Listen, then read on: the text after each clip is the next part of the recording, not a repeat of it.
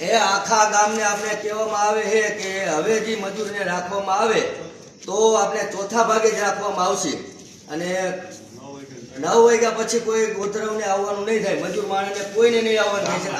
કોઈનો મજૂર આવશે અને મજૂર આવે એના શેઠને 1000 રૂપિયા દંડ થાય અને કાયદેસર જ બધાને કહેવામાં આવે અને લેખિતમાં દેવામાં આવશે. હા, એને લાખ રૂપિયાનો દંડ. છાનું મુના કોઈ દેશે ત્રીજા ભાગે અને છાનું મુના કોઈ ત્રીજા ભાગે દેશે તો 1 લાખ રૂપિયા દંડ આવશે દેવામાં. અને બધાને મંજૂર છે ને. અને ગરમીમાં કરવાનું નહીં કાંઈ. ગરમીમાં કોઈ જમણવાર બંધ. હા, ગોધરાવને જમણવાર બંધ ગરમીમાં. બધાને ગોધરાને નહીં દેવાનું. 500 દેવાનું. ભલે કોઈ ગોધરાને આવવાનું નહીં અને 9 વાગ્યા પછી કોઈ ગોધરાને આવવાનું નહીં.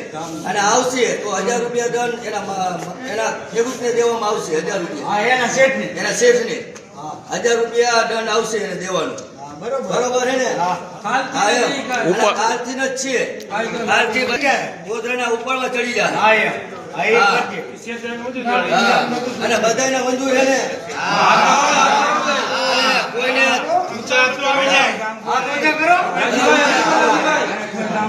અને ગામ માણેક પર જામનગર અને બધાનું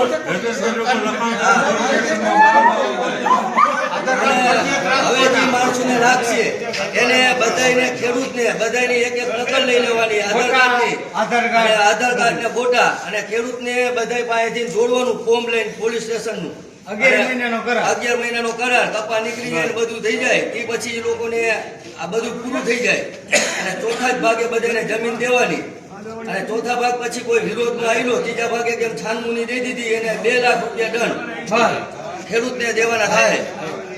અને જે આ કાગળિયા આપણે નવા આવે ગોધરા કે કોઈ પણ મજૂર માણા એને ગામને બધાને ઘર દીઠ વાડી દીઠ બધાને એને બધાના આધાર કાર્ડ ને ગાડી નંબર અને સરકારી એક ફોર્મ પોલીસ સ્ટેશનમાંથી એ બધાને લઈ અને જોડીને ખેડૂતના આધાર કાર્ડ ને હાથ બાર જોડીને અને એમાં પોલીસ સ્ટેશનમાં દેવાની. 1 નકલ ઓરિજિનલ એને દેવાની, 1 નકલ ગ્રામ પંચાયતમાં રાખવાની થાય.